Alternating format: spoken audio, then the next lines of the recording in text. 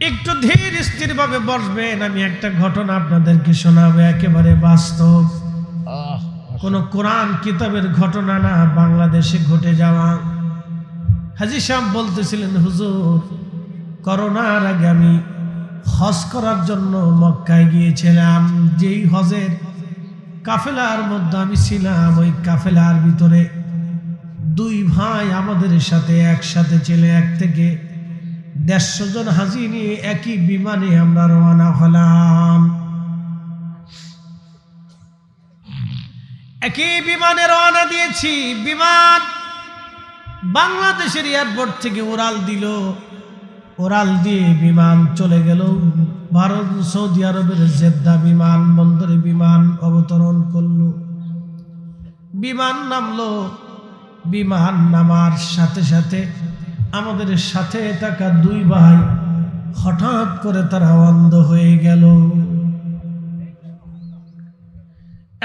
এখানেবাসী আপন দুই ভাই হঠাৎ করে যখন অন্ধ হয়ে গেল, কানা চোখে দেখে না, মুআল্লিম যিনি তিনি চিন্তা করলেন, আমি তো হাজি আনছি, হজ তো করাইতেই হবে।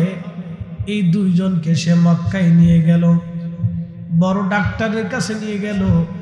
পরীক্ষা নিরীক্ষা করার পরে ডাক্তার বলল, হাজি চোখে কোনো সমস্যা নাই, কিন্তু দুই ভাই একসাথে অন্ধ, তারা চোখে দেখে না। চোখে দেখে না এটাও সত্য, এবং তাদের চোখ অন্ধ হয়ে গেছে এটাও সত্য। তাদের চোখে কোনো রোগ নাই এটাও তেমন সত্য।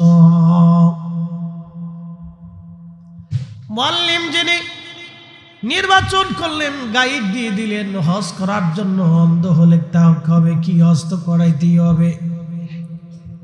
আল্লাহর ঘর কাবা শরীফে যাইয়া দুই ভাই ধরে ধরে দোয়া করলো, কিন্তু চোখ ভালো হলো না। মাকাম ইব্রাহিম যেখানে নামাজ পড়ে দোয়া করলে হাজির, দোয়াগুলি আল্লাহর আসমানে কবুল হয়ে যায়। হাজি দুই ভাই এখানে দোয়া করলো, কিন্তু চোখ ভালো হলো না। দুই ভাই একসাথে অন্ধ হয়ে আছে। গাউসিয়া নুরিয়া দরবারের মুহিব্বিন, রানীখারবাসী, এলাকাবাসী ভালো করে শুনে যাবেন। বাবা আমার, বোন আমার, মা আমার, একেবারে বাস্তব ঘটনা আমি আপনাদেরকে শোনাচ্ছি। কোনো কোরআন কিতাবের ঘটনা না, বাংলাদেশে ঘটে যাওয়া বাস্তব একটা ঘটনা শোনাচ্ছি। হাজী সাহেব বললেন, হুজুর দুই ভাই একসাথে অন্ধ, হারামে দোয়া করলো, চোখ ভালো হলো না। মাকামে ইব্রাহিমে দোয়া হলো, কিন্তু চোখ ভালো হলো না। সাফা মারওয়াতে যাইয়া হাজি দোয়া করলো, কিন্তু চোখ ভালো হলো না। হাজিরিন, কাবা শরীফ দোয়া কবুলিয়াতের জায়গা। কত হাজিরা আহা খুদার ঘর ধরে ধরে দোয়া করে, কান্নাকাটি করে। কত হাজি বাইরে হাজরে আসওয়াদ চুমা দেওয়ার জন্য পাগল হয়ে যায়। আমার এক হাজি এসে বলতেছে, হুজুর মনের আশা মিটাইলাম। কি হইছে? হুজুর হাজরে আসওয়াদ চুমা দিয়েছি। আমি বললাম, কেমন? বলে, অনেক কষ্ট হয়েছে, মনে হয়েছিল সাপের কারণে আজ মারা যাব। আমি বললাম, হাজি জীবনের অনেক পরিশ্রম নিয়ে জীবন উপেক্ষা করে ভিড়ের মধ্যে এই হজের সময় হাজরে আসওয়াদ চুমা দেওয়ার জন্য গেলেন। হাজি জীবনে কি কোনোদিন মার পায়ের মধ্যে চুমা লাগাইছেন? জীবনে মার পায়ের মধ্যে চুমা দিয়েছেন? অথচ আল্লাহর হাজর চুমা দেওয়ার জন্য আপনি পাগল পাড়া হাজি। আল্লাহর নবী বলেন, উম্মতে মার চেহারার দিকে, বাবার চেহারার দিকে যদি মায়ার নজরে তাকাও, আল্লাহ কবুল হজরের নেকি লিখে দেয়। আজ থেকে সাহাবী বলল, হুজুর 100 বার যদি তাকায়, আল্লাহর নবী বললেন, সাহাবী রে 100টা কবুল হজের সওয়াব আল্লাহ লিখে দেবে। হাজিরা কাবা শরীফে যাই হাজরা আসওয়াদ চুমা দেওয়ার জন্য তারা পাগল হয়ে যায়। আমি দেখেছি শুধু হাজরা আসওয়াদ না, কাবা শরীফ ধরে, কাবা শরীফ দিয়ে চুমা খায়া, কাবা ঘর ধরে চুমা খায়া হাজি কান্না করে। এমন কোন হাজি নাই রে যে হাজিকে আমি না দেখছি কান্না করতে। আমি এটাও দেখেছি বিদায়ী তাওয়াফ করার সময় হাজি কাবা শরীফের দিকে তাকায়া তাকায়া হাও মাও করে কাঁদতে থাকে, আল্লাহ জীবনে আর কোনদিন তোমার হারামে না আসতে পারি, কাবারে তোমার কাছ থেকে আজকে বিদায় নিচ্ছি, কোনদিন আর তোমার কাছে আসার সুযোগ নাও হতে পারে। ও আল্লাহর ঘর, আল্লাহ তোমার ঘর থেকে বিদায় নিচ্ছি, আল্লাহ আর কোনদিন আমার আসার সুযোগ নাও হতে পারে। আনিখারবাসী ভালো করে শুনে যান, দুই ভাই কাবা শরীফে দোয়া করলো, কবুল হলো না। হজ শুরু হয়ে গেল, হাজিদেরকে সব মিনায় নিয়ে যাওয়া হলো। দুই অন্ধ মিনায় যায় দোয়া করলো, কিন্তু চোখ ভালো হলো না। হাজিরা পরের দিন আরাফাতের দিকে রওনা হয়ে গেল। সব হাজিদেরকে আরাফার দিকে নিয়ে যাওয়া হচ্ছে। লক্ষ লক্ষ হাজি সব আরাফাতে উপস্থিত হবে। 30 থেকে 40 লক্ষ হাজি আরাফার মাঠে উপস্থিত হয়। আরো অনেক হাজি আসে, সরকারি হিসাব অনুযায়ী 30 থেকে 35 লক্ষ, আরো থেকে 5 থেকে 10 লক্ষ হাজি বিভিন্নভাবে পালায়া আরাফার মাঠের মধ্যে তারা ঢুকে যায়, পুলিশ তাদের ঠেকাইতে পারে না। আরাফাতের মাঠে হাজি মরে যেতে পারলে অনেক খুশি হয়। আমি গত বছর, আগের বছর যখন হজে গেলাম, দেখি আমার চোখের সামনে 2 জন হাজি মারা গেল প্রচন্ড গরমে, হিট স্ট্রোকে। 4টেখানি কথা না, প্রচন্ড গরম। আরাফাতের মাঠে এমন কোনো তাবু নাই যে তাবু থেকে কান্নার আওয়াজ না আসে। আমি দেখেছি হাজিরা হাওমাও করে আরাফাতের মাঠে কান্না করে। জীবনের সমস্ত গুনাহগুলি হাজি চোখের পানি ফেলে ফেলে কান্না করে। আর কোন হাজিকে আল্লাহ আরাফাত থেকে শূন্য ফেরায় দেয় না, সব হাজির আল্লাহ মাফ করে দেয়। কিন্তু এই দুই ভাই আরাফাতে বসে বসে কান্না করলো, আল্লাহ চোখ ভালো করলো না। এই দুই হাজির চোখ ভালো হলো না। দুই ভাই রওনা দিয়ে আরাফাত থেকে হেঁটে হেঁটে তারা মুজদালিফাতে আসলো। মাগরিব এবং এশার নামাজ মুজদালিফায় আদায় হলো। হাজিরা মুজদালিফায় রাত্রি যাপন করে, আল্লাহর দরবারে কান্নাকাটি করে। ও হাজি দোয়া করলো, কিন্তু চোখ ভালো হলো না। আহা, হাজি ওখান থেকে হেঁটে হেঁটে জমারাতে এসে শয়তানরে পাথর মারে, আবার হেঁটে হেঁটে মিনাতে চলে যায়।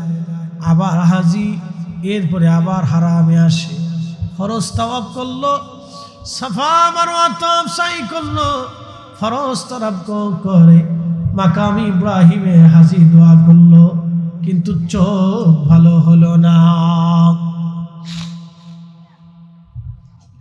দুই ভাইকে নিয়ে হাজি সাহেব বলেন, আমরা মদিনাতুল মুনাওয়ারায় গেলাম।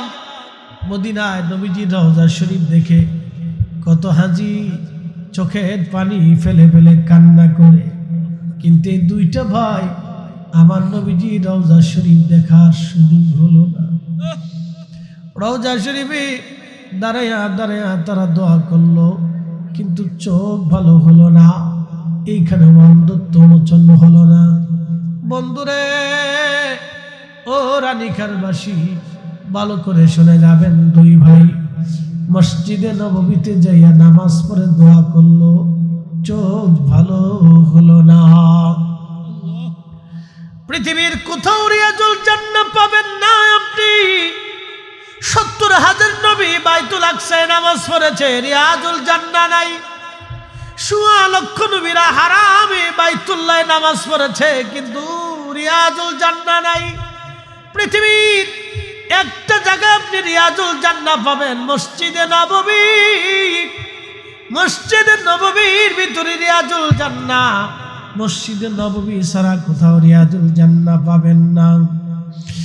ধুলির ধরা বেহেশত আজ, ধুলির ধরা বেহেশত আজ, জয় করিল দিল রে লাজ। আজকে খুশির ঢল নেমেছে দুশর সাহারায় রে সাগর আকাশ বাতাস দেখবি যদি আয় রে সাগর আকাশ বাতাস দেখবি যদি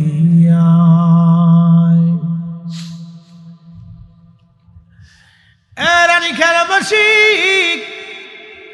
আমার নবীজির রিয়াজুল জান্নাতে যদি কোনোদিন আপনি যান, এইখানে যদি দোয়া করেন, ভাববেন আল্লাহর জান্নাতে বসে বসে দোয়া করেছেন। এইখানে বসে যদি দোয়া নামাজ পড়েন, ভাববেন খোদার জান্নাতের ভিতরে আপনি নামাজ পড়েছেন। এই জমিন ছাড়া কোথাও আর রিয়াজুল জান্নাহ নাই।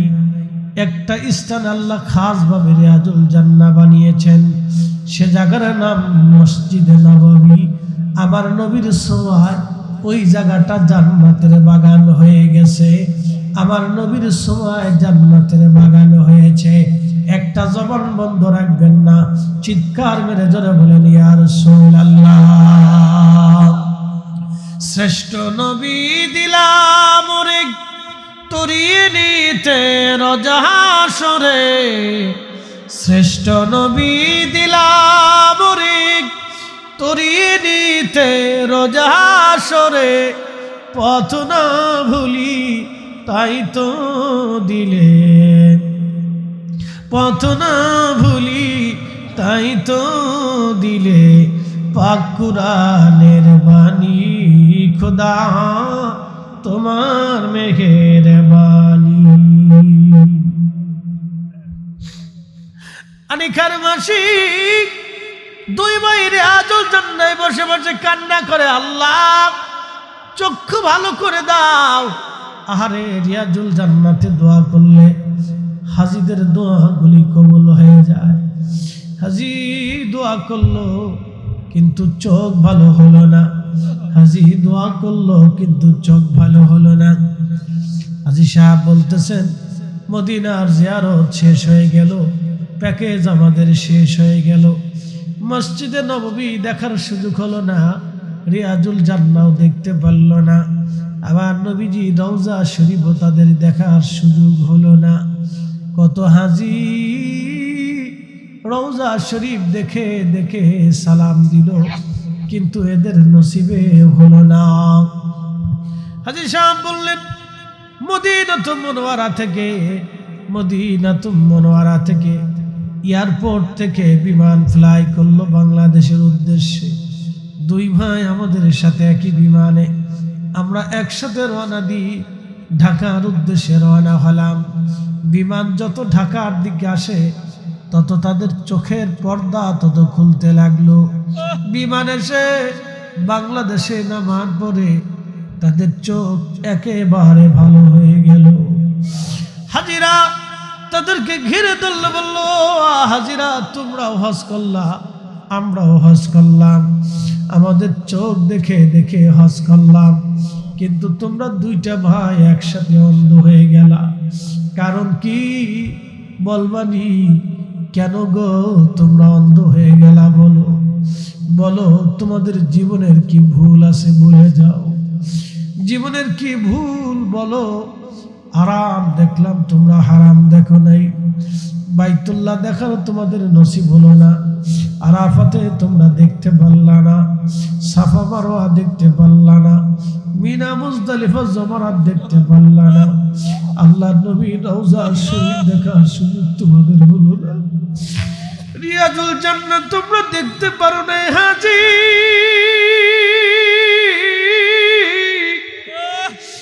আজকে বলে যাও, কেন তোমরা অন্ধ হইলা? আমাদের মন বলে তোমরা কোনো অন্যায় করছো, অপরাধ করছো, নতুবা চোখ অন্ধ হবে। কারণ কি? দুই ভাই এয়ারপোর্টে দাঁড়ায় দাঁড়ায় চোখের পানি ফেলে কাঁদে। হাজিরা রে, জীবনের অনেক বড় ভুল আমাদের কাছে পর্যন্ত আনছে। বলো কোন ভুল করছো? বলে হাজিরা, আমাদের তো পয়সার অভাব নাই, গাড়ি বাড়ির অভাব ছিল না, আমরা দুই ভাই ঝগড়া করে আমাদের মা বাবার এই বৃদ্ধাশ্রমে রেখেছিলাম। ওইভাবে মা বাবা কবর দেশে চলে গেছে। মনের বড় দুঃখ নিয়ে মা আর বাবা কবর দেশে চলে গেছে। একদিন আমি বৃদ্ধাশ্রমের কান্না দেখছিলাম। এক মুরব্বী, 4টা সন্তান তার আছে। মুরব্বীকে সাংবাদিক জিজ্ঞেস করলো, মুরব্বী 4টা সন্তান থাকার পর আপনি বৃদ্ধাশ্রমে কেন? মুরব্বী ডাক দিয়ে বলতেছে, সাংবাদিক, আমার ছোট্ট ঘরের মধ্যে 4টা সন্তানের জায়গা হয়েছে।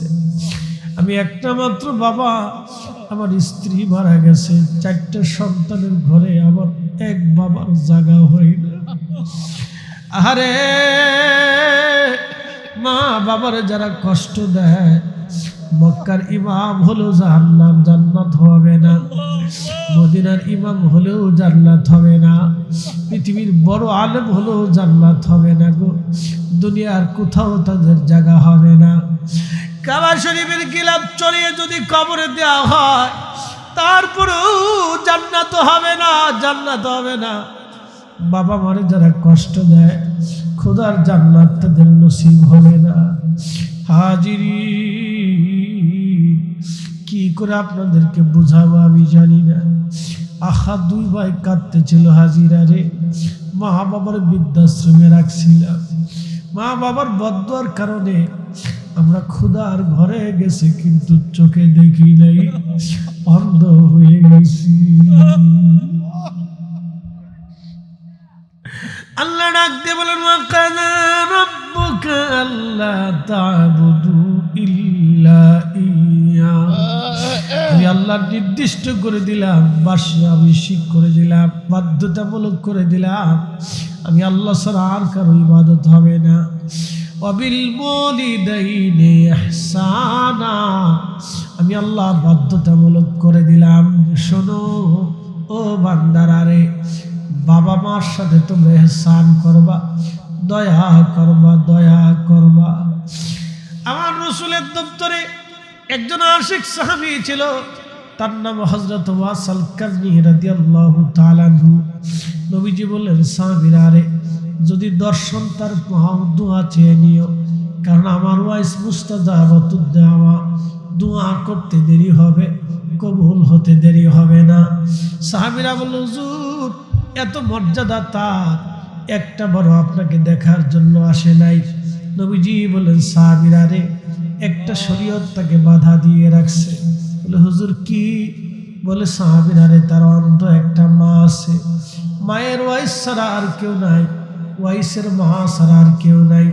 সাহাবীরা রে, আমার ওয়াইস মাকে কাঁধে করে নিয়ে আমার দেশ দিয়ে ঘুরে বেড়ায়, আমার ওয়াইস নিজে রান্না করে তার অন্ধ মাকে খাবার খাওয়ায় দেয়, মারে গোসল করায় দেয়, মার চুল আশ্রয় মাথায় বেনি বানাইয়া দেয়। সাহাবীরা রে, মাকে কাঁধে করে নিয়ে ওয়াইস ইয়ামানের মরুদি পাহাড় দিয়ে সে ঘুরে বেড়ায়। সে যেখানেই যায় মাকে সাথে করে নিয়ে যায়, মার কাপড় চোপড় ধুয়ে দেয়, মার বিছানা বানাইয়া দেয়। আরে যুবক, জীবনে কত আর শুনছ তুমি? জীবনে মার কাপড় চোপড় তুমি কে ধুয়ে দিছো নি? 20টা বছর ধরে মা তোমার কাপড় ধুইছে, তোমার পায়খানা মা সাফ করে দিয়েছে। ছোট্ট খুখামনি বলে মা তোমার ছোট্ট গায়ে তেল মালিশ করে, 2টা কচি পা ধরে ধরে মা বারে বারে চুমা লাগাইছে। জীবনে কোনোদিন মার পায়ের মধ্যে চুমা দেই নাই,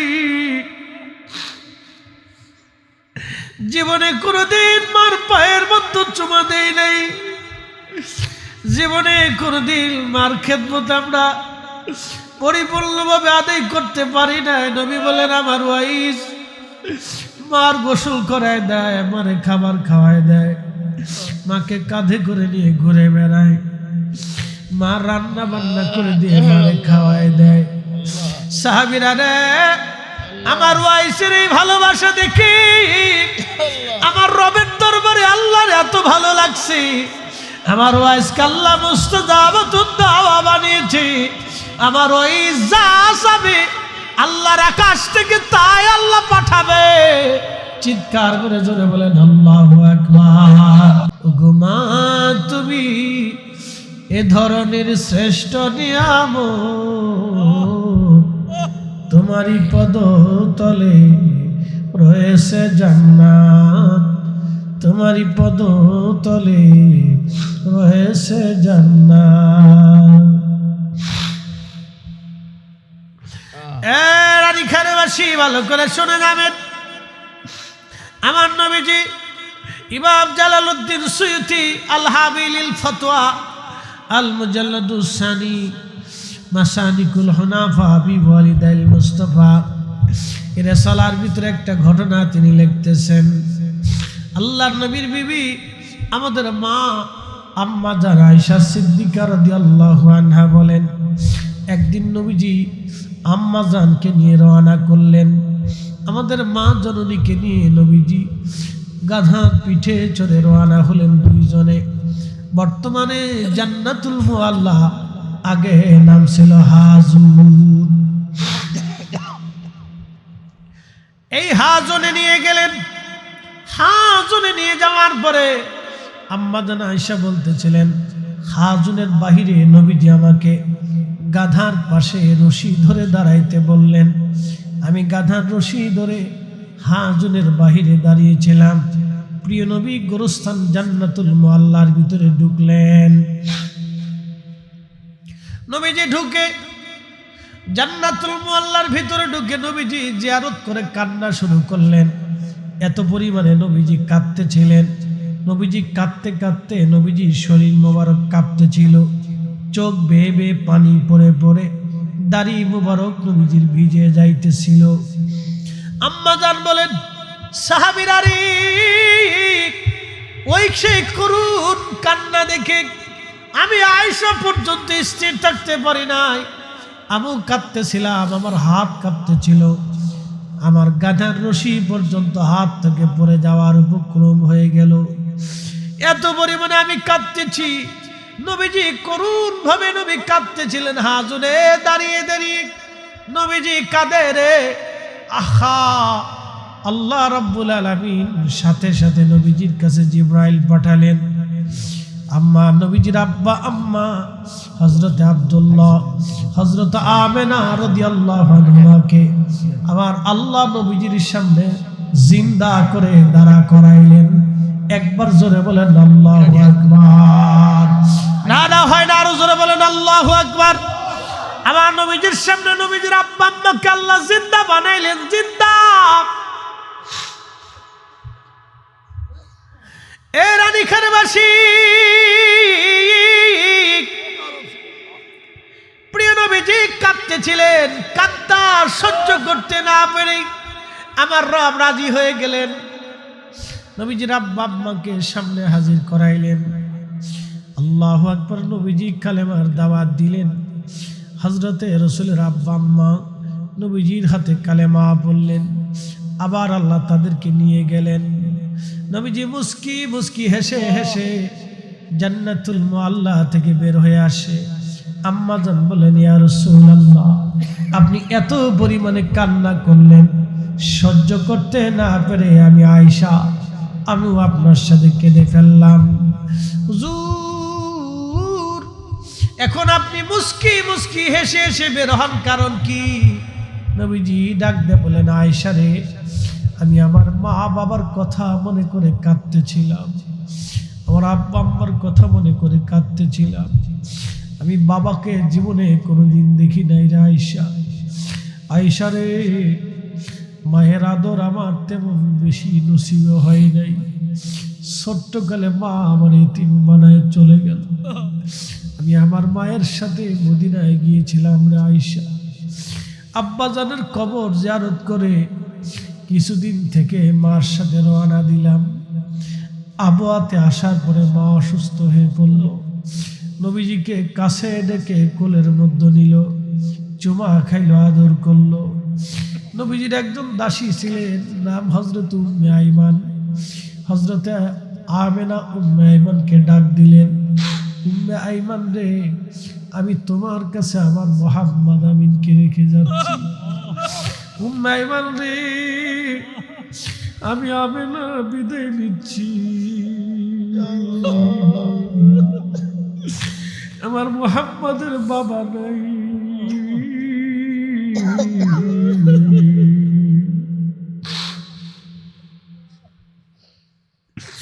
আমি বিদায় নিয়ে যাচ্ছি, আমার কলিজার টুকরাকে দেখে রাখবি, আমার কলিজার টুকরাকে দেখে রাখবি।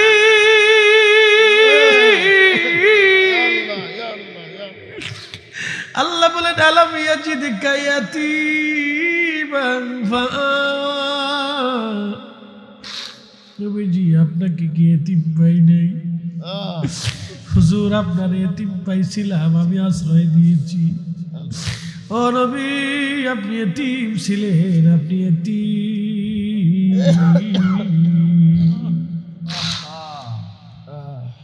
আমি জানি প্রেমে পাগল, সে তো মদিনা।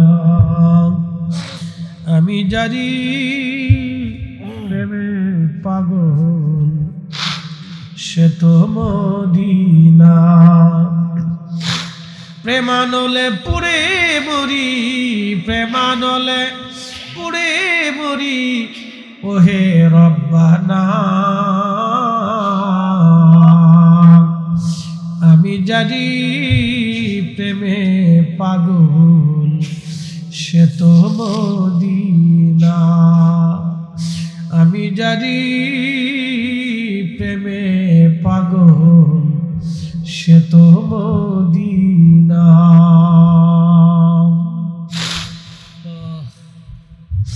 উম্মে আইমান রে, আমার কলিজার টুকরাকে আদর করবি, সন্তানের মতো লালন করবি। আমি মা বিদায় নিচ্ছি, আমার বিদায়ের পালা এসে গেছে।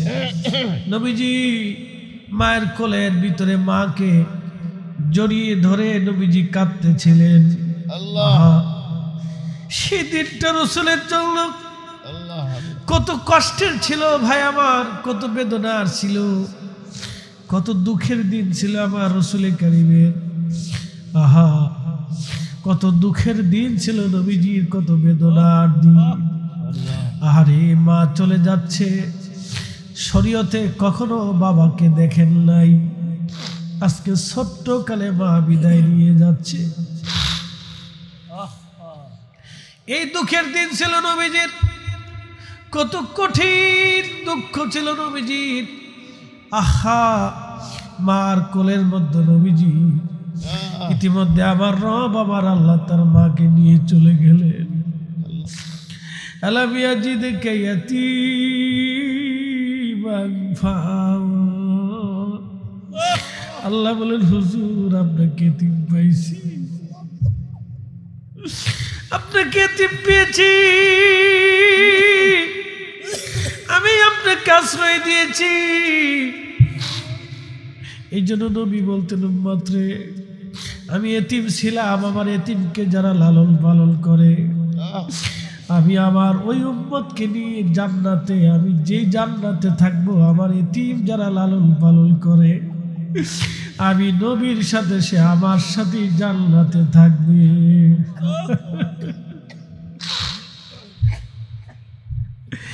এতিম হয়ে গেলেন নবীজি, মা দুনিয়ার থেকে চলে গেল এতিম। আবুয়াতে নবীজির আম্মাকে দাফন করা হলো।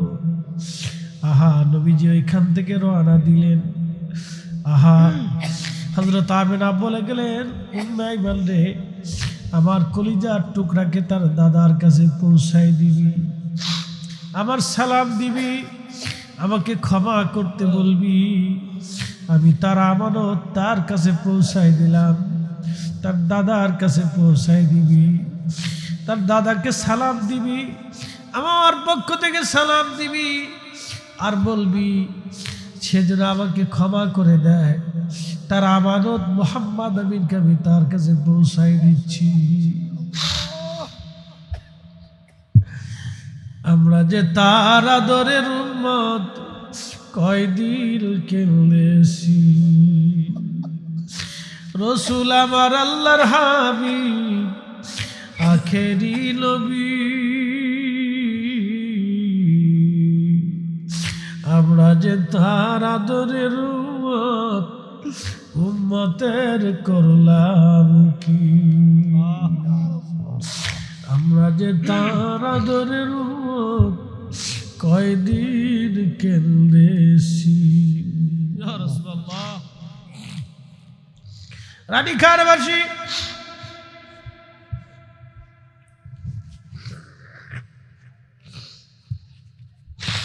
প্রিয় নবীজি এতিম হয়ে গেলেন, মা ছোট্টকালে চলে গেল, বাবা দুনিয়ায় আসার আগে চলে গেলেন। আহা, নবীজির নবুয়ত তারা কখনো দেখেন নাই, এই জন্য হাজনে দাঁড়িয়ে দাঁড়িয়ে কাঁদতে লাগলেন সেই ছোটকালের কথা মনে করে। আয়েশা, আমি কান্না শুরু করলাম, কান্নার কারণে আল্লাহর দয়া হয়ে গেল, আমার সামনে আমার আব্বা আম্মাকে জিন্দা বানাইল। জিন্দা বানানোর পরে আমি আমার আব্বা আম্মাকে কালেমা পড়াইছি। আমি আজকে খুশি, আমি নবী খুশি খুশি খুশি। কিয়ামতের ময়দানে আমি আমার আব্বা আম্মাকে নিয়ে আমি সাথে করে জান্নাতে চলে যাব। একসাথে জোরে বলবেন আল্লাহু আকবার।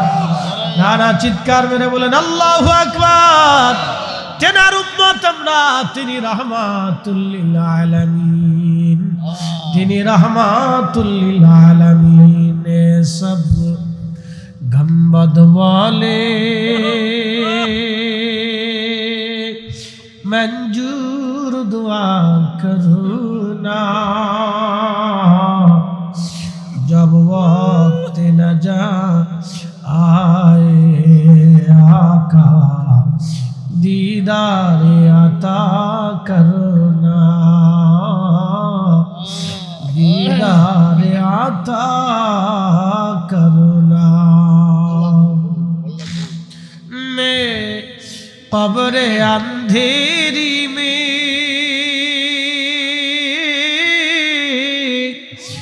घबराऊंगा जब तन्हा में, कब्र अंधेरी में घबराऊंगा जब तन्हा, इमदाद मेरी करने आज़ान रसूल अल्लाह, इमदाद मेरी करने आज़ान रसूल अल्लाह। रोशन मेरी तुर्बत को लिल्लाह जरा करना, जब वक्त न जा आए आका दीदार अता करना, दीदार अता करना।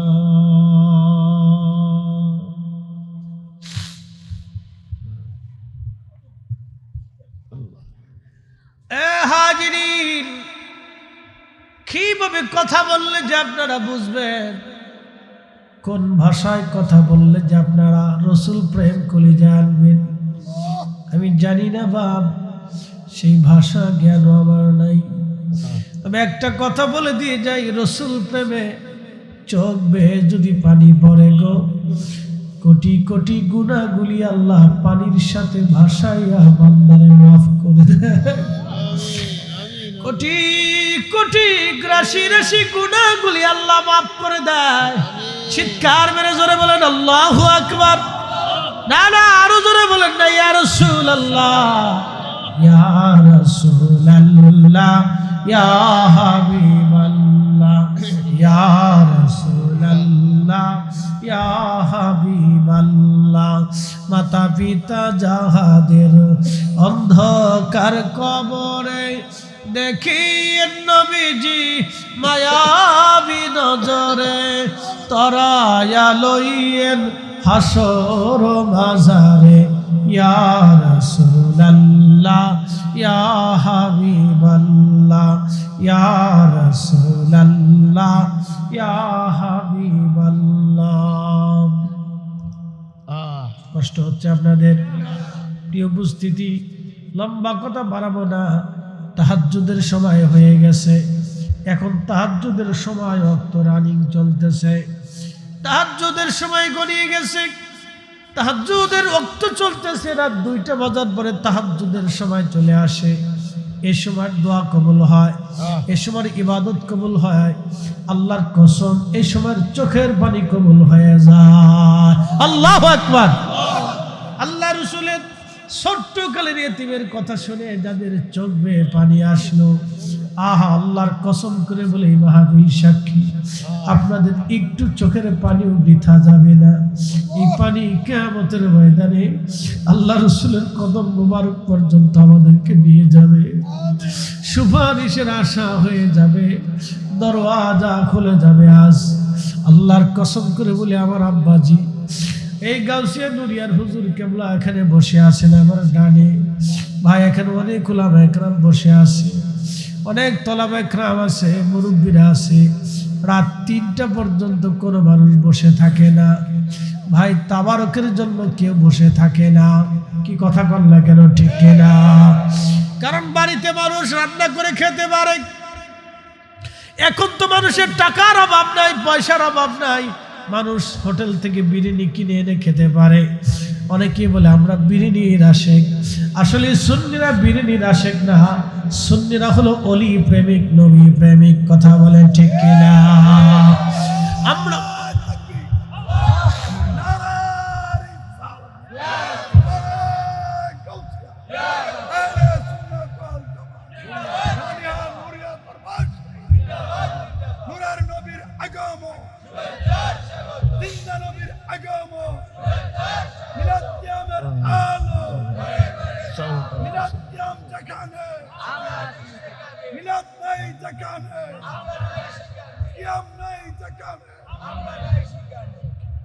বলেন তো, দোয়ার দরকার আছে না নাই? আমার নবীজি হাজুরে দোয়া করলেন, কান্না শুরু করলেন, আল্লাহর দরবারে কবুল হয়ে গেল। আব্বা আম্মাকে নবীজির সামনে আল্লাহ আনলেন, আব্বা আম্মারে জিন্দা করলেন, নবীজি কালেমা পড়ালেন। একসাথে বলবেন আল্লাহু আকবার। তাহলে বলেন, আমার দেশে যারা দোয়া মানে না, এই আমার দিকে তাকান, আমার দিকে তাকান। আমার দেশে যারা দোয়া মানে না, ওরা বাবা মার জন্য দোয়া করে কখন? কি কথা কন, জোরে বলেন। যারা দোয়া মানে না, ওরা বাবা মার জন্য দোয়া করে কখন? এই সন্তান রেখে যাওয়ার চাইতে কুত্তা পালা ভালো। এই সন্তান পালার চাইতে কুত্তা পালা অনেক ভালো। কুত্তা নাফরমানি করে না, বেঈমানি করে না, কিন্তু এই সমস্ত সন্তান যারা বাবা মার জন্য দোয়া করে না, দোয়া মানে না, দোয়া করবে না, ওরা হলো নাফরমান সন্তান। কথা বলেন, দোয়া চলবে কি চলবে না? দোয়া হবে কি হবে না? বাড়ি বাড়ি কোরআন খতম দিয়া, ফাতিহা করিয়া, ঘরে ঘরে বাড়িতে বাড়িতে মাহফিল দিয়ে মুরব্বীদের জন্য প্রত্যেক সপ্তাহে একদিন, যদি না পারেন মাসে একদিন, যদি না পারেন 6 মাসে একবার, যদি তা না পারেন বছরে একবার হলো বাড়িতে কোরআন শরীফ খতম দেওয়াইয়া, কালেমা শরীফ খতম দেওয়াইয়া, আব্বা আম্মার জন্য জিকিরের মাহফিল দেওয়াইয়া, মিলাদ শরীফ পড়াইয়া বাবা মার জন্য দোয়া করাবেন, দাদা দাদি বংশের মানুষের জন্য দোয়া করাবেন। কারণ দোয়া যদি না করেন তাদের হক আদায় হবে না। আমরা কেউ 100% বাবা মার হক আদায় করতে পারি না। নবী বলেন, উম্মত আমার যারা বাবা মার হক আদায় করে না, কিয়ামতের ময়দানে তারা আসামি হয়ে যাবে। কখনো তারা জান্নাত হবে না, কাবার গিলাপ চড়াইলেও তারা জান্নাত পাবে না। সরে যাবেন, আপনি ভালো করে সরে যান। হাজিরিন, কিয়ামতের ময়দানে যদি বেশি বেশি করে দোয়া করেন, আল্লাহর নবী বলেন আমার উম্মত কিয়ামতের মাঠে আল্লাহ ওই সন্তানকে বাবা আমার বাধ্য এবং খেদমত গুজারি সন্তান হিসেবে আল্লাহ কবুল করে নেবে। একবার জোরে বলা যাবে কে মারহাবা। ওই সন্তানকে বাবার খেদমত গুজারি সন্তান হিসেবে আল্লাহ কবুল করে নেবেন। এ ভাই আমার ভালো করে শুনে যাবেন, হাজিরিন ভালো করে শুনে যান বন্ধু আমার। এই জন্য দোয়া করতে হবে। যারা দোয়া করে না, দোয়া মানে না, তারা নাফরমান হয়ে মারা যাবে। আল্লাহ এই সমস্ত ফিতনা থেকে আমাদেরকে হেফাজত করুক। আওয়াজ তুলে জোরে বলেন আমিন। লম্বা বাড়াবো না, যদি বুঝেন ওয়াজ করলে কে লাভ, শুনলে কে লাভ। লাভ হবে তার আমলে, আমলেও লাভ হবে না নবী প্রেম না থাকলে দিলে। কথা কোন ঠিক কিনা? মাকালের ফল দেখতে ভালো, উপরে লাল নীল ভিতরে কালো। এই আমার দিকে তাকান, এই ঘুমান নেই, ঝিম দিছে কিনা, ওই লড়াচড়া দিছে কিনা, এই মোরাকাবায় চলে গেছে কে, একটু লাড়া দেন। তাহাজ্জুদ রক্ত তো, এটা রাত 3টে বাজতেছে, এই সময় তো ঘুম যাওয়াটাই স্বাভাবিক। কথা ঠিক আছে কিনা? একসাথে গলার আওয়াজ ছেড়ে তো, কাশি খুশি দেন তো, গলাটা ছাড়েন তো। হ্যাঁ হয়েছে নি, একসাথে জোরে বলেন আল্লাহু আকবার। মাকালের ফল দেখতে ভালো, উপরে লাল নীল ভিতরে কালো। ওরে সারা জীবন এমনি গেল দয়াল, সারা জীবন এমনি গেল, খাইতে আমরা পারলাম না। যার ভিতরে নাই রসুলের প্রেম, তার সাথে ভাব রাইখো না। জোরে বলেন ঠিক কিনা? যার ভিতরে নাই রসুলের প্রেম, তার সাথে ভাব রাইখো না। চলবে? আজ আমার শেষ, আর কথা বাড়াবো না। আপনাদের খেদমতে 2টা কথা বলে দিয়ে যাই। এই দরবার শরীফের যারা মহব্বত করেন, বিরাট এই প্রোগ্রাম প্রত্যেক বছরে হয়। আবার 17ই জানুয়ারিতে, সামনে বছর ডিসেম্বরের 10 তারিখে এই দরবারে আবার দাওয়াত রাখছি। ওই দিন আমি এশার নামাজের পরে বসবো ইনশাআল্লাহ। ওই দিন আর রাত্র হবে না, একবারে প্রথম টাইম নিয়ে নিয়েছি। এশার নামাজটা পড়া একবারে কায়দা মতো কাঁচা দিয়া মাজায় সে চাদর বাইন্দা ওই দিন বসে যাব, দেখি কদ্দুর ওয়াজ শুনতে পারে।